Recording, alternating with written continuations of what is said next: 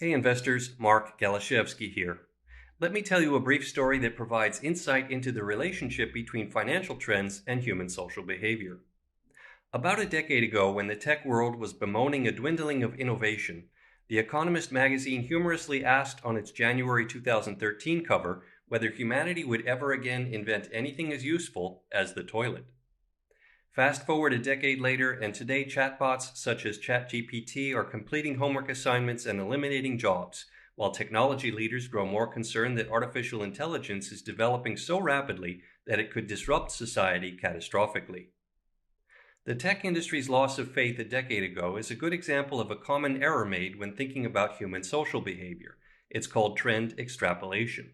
Most people assume that recent trends will continue indefinitely into the future because they have no means of anticipating significant changes in those trends. Elliott wave analysts see the world differently.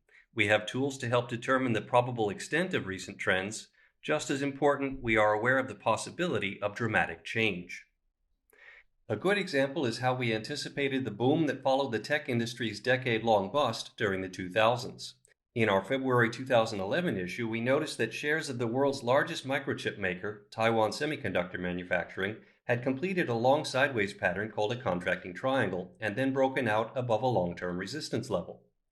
Among other signs, that told us that a new technology-driven boom had probably begun.